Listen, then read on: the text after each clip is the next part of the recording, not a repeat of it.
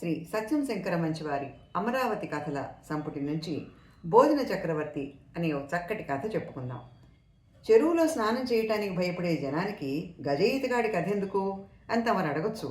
కానీ అత్యసరు గిన్నెడన్నం ఆరుగురికి సరిపోతున్న ఈ రోజుల్లో అప్పంబొట్టు ఆహార విశేషాలు నమ్మినా నమ్మకపోయినా తెలుసుకోవటం అవసరం. అప్పంబొట్లు 15 ఏళ్ల వయసులో ఆవిడ దూరానున్న ఓ పల్లెటూరికి పురిటి కబురు మోసుకెళ్ళాడు. సోపానని సూరమ్మ మునిమనోడు పుట్టాడన్న వార్త విని పొంగిపోయి ఆ సంధి చీకట్లో కందిపచ్చడి నూరి అప్పంబొట్టుని భోజనానికి లెమ్మంది. వడ్డించిన మొదటి వాయికే నూరిన కందిపచ్చడి శాంతం అయిపోగా సూరమ్మ అటక మీద నుంచి ఆవకాయ దించింది. నేతిగిన్న కందిపచ్చడికే ఖాళీ అయిపోతే ఆవకాయలోకి నూనె వడ్డించింది. మూడో కలుపుకి ఆవకాయ జాడి అడుగంటగా గోంగూర బాణం ముందు పెట్టింది.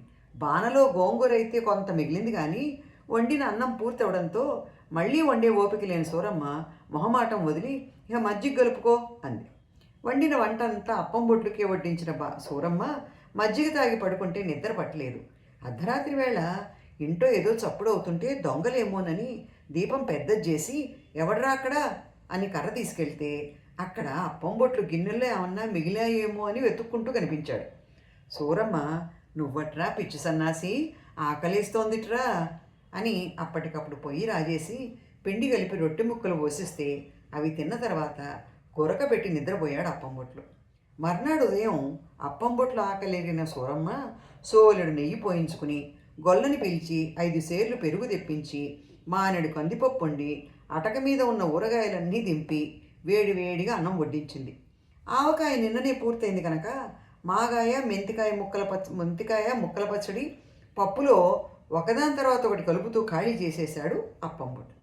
ఆ తర్వాత చింతకాయ పచ్చడి మీదకి లంఘించి చింత గింజలు మాత్రం మిగిల్చాడు.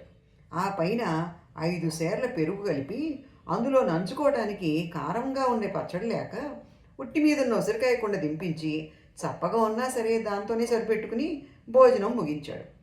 సంవత్సరానికి సరిపడ్డ ఊరగాయలు ఒక్క రోజులో తుడిచిపెట్టుకుపోతే పోయాయి, కానీ పిల్లాడు కడుపు నిండా భోంచేశాడు అని తృప్తిపడింది సూరమ్మ. అప్పంబొట్లు భుక్తాయాసం తీర్చుకుని 4 గంటల వేళ బయలుదేరి తిరిగి అమరావతికి వస్తుంటే ఊరుకు ముందు డొంకలో సుబ్బయ్య గారు కంగారు పడుతూ కనిపించారు. ఏమిటా కంగారు అని అప్పంబొట్లు అడగా, 5 బస్తాల జొన్నలున్నాయి, బండి మీద వేసుకెళ్ళాలి, ఎడ్లను తోలుకురారా అంటే పాలేరు ఇంతవరకు రాలేదు, వర్షం ముంచుకొస్తోంది అన్నాడు ఆయన.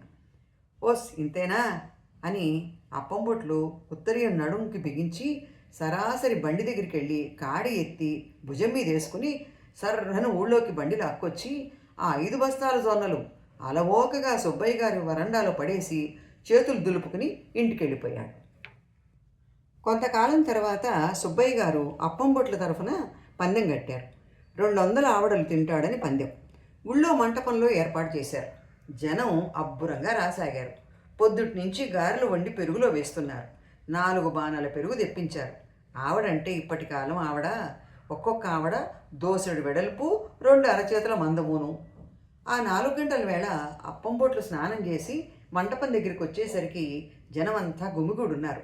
మంటపం మధ్యన బాసిం పెట్టేసుకుని పక్కకి చూస్తే 4 గంగాళాల్లో మెంతి పెరుగులో తేరుతున్న ఆవడలు కనిపించాయి. వాటి మీద తిరగమత మిరపకాయలు, కరివేపాకు, కొత్తిమీర, నోట్లో నీళ్లు ఊరుతుంటే ఇంకెందుకు ఆలస్యం అన్నాడు అప్పంబొట్లు.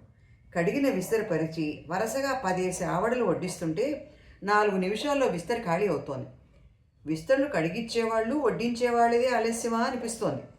మధ్య మధ్యన గొంతు జారటానికి మంచి తీర్థం పుచ్చుకుంటూ చూసేంతలోనే 4 గంగాళాల్లో ఉన్న 200 ఆవడ మెంతి పెరుగుతో సహా అవలీలగా ఖాళీ చేసేశాడు అప్పంబొట్లు. జనం ఆశ్చర్యపోయారు. అంతటితో ఆగలేదు. ఖాళీ విస్తరి చూపిస్తూ ఇంకా ఉన్నాయా అని అడిగాడు. వంట మనిషి వచ్చిన వాడికి తలో ముక్క పెట్టచ్చని ఓ 50 ఆవడలు వేరే గంగాళంలో వేసి పెట్టాడు. అది కూడా తెప్పించి పూర్తి చేసి బ్రేవుమని తేల్చుకుంటూ లేచి వెళ్ళిపోయాడు అప్పంబొట్లు. జనం ముక్కున వేలేసుకుని వీడు హరించుకోలేడు, చస్తాడు అనుకున్నారు. అప్పంబొట్లు పార తీసుకుని సరాసరి కృష్ణకెళ్ళి అవతలొడ్డుకి ఈదుకుంటూ పోయి పారతో ఇసుక తవ్వటం మొదలెట్టాడు. అలా 2 గంటలు ఇసుక తవ్వి స్నానం చేసి ఇంటికొచ్చి రాత్రికి శుభ్రంగా భోంచేసి పడుకున్నాడు. పెళ్లి భోజనాల్లో తలుపు వారగా కూర్చునేవాడు అప్పంబొట్లు. స్వయంగా వెళ్ళి 3 విస్తళ్ళు కలిపి కుట్టుకుని తెచ్చి వేసుకునేవాడు. గోకర్ణంతో పప్పు తెచ్చి గరిటెతో వడ్డించబోతే వెధవ గరిటెలు తీసేయి అని గోకర్ణం వంపించేసేవాడు. నేతి జారీతో నెయ్యి వడ్డిస్తుంటే వేళ్ల సందుల్లో ఎన్ని లోయలుండేవో, చేతిలో నెయ్యి కనపడేది కాదు. జారీ ఖాళీ అవ్వాల్సిందే. కూరల పళ్ళాలు, పప్పు గిన్నెలు, పులిహోర పళ్ళాలు, పులుసు బకెట్లు అన్నీ అప్పం బొట్లు దాకా వచ్చి ఖాళీ అయిపోయి వెనక్కి వెళ్ళేవి. ఆఖర్న లడ్డూల బుట్టొస్తే ఉస్ అన్నట్టు ఎంగిలి చెయ్యి అలా జాడించి ఆ చెయ్యి బుట్టకి తగలంగానే అయ్యో ఇవన్నీ ఎంగిలి అయిపోయాయి, ఇంకేం పనికొస్తాయి అని బుట్టెడు లడ్డూలు విస్తట్లో వంపించేసుకునేవాడు. అలా సాగిపోయిన అప్పం బొట్లు ఆఖరి దశలో కరువు వచ్చింది. పెద్దవాడైనా జఠరాగ్ని తగ్గినా జిహ్వ చావలేదు. 3 వీసల వంకాయ కొని మువ్వంకాయ కూర చేయించి అరసోలుడు నెయ్యి వడ్డించగా నేను భోంచేస్తుంటే చూసి వినోదించేవారు శోభనాద్రి గారు. ఇప్పుడు ఆ సదుపాయం ఏది అంటూ విచారపడిపోయేవాడు. పోతూ పోతూ అప్పం బొట్లు కొడుకును పిలిచి చెప్పాడు, పేరయ్య, నా తద్దినానికి మంచి తిండి పుష్టి ఉన్నవాడిని భోజనానికి పిలవరా అని. అప్పం బొట్లు పోయిన తర్వాత పేరయ్యకి తన తండ్రి లాంటి తిండి పుష్టి ఉన్నవాడు కనిపించనూ లేదు. అలా ఉన్నా పెట్టగల తాహతు అతనికి లేదు. అతని మనవలకి మునిమనవలకి అప్పం బొట్లు ఆహార లీలలు చెప్పుకోవటమే మిగిలింది. అదండి కథ. మరో మంచి కథతో మళ్ళీ కలుద్దాం.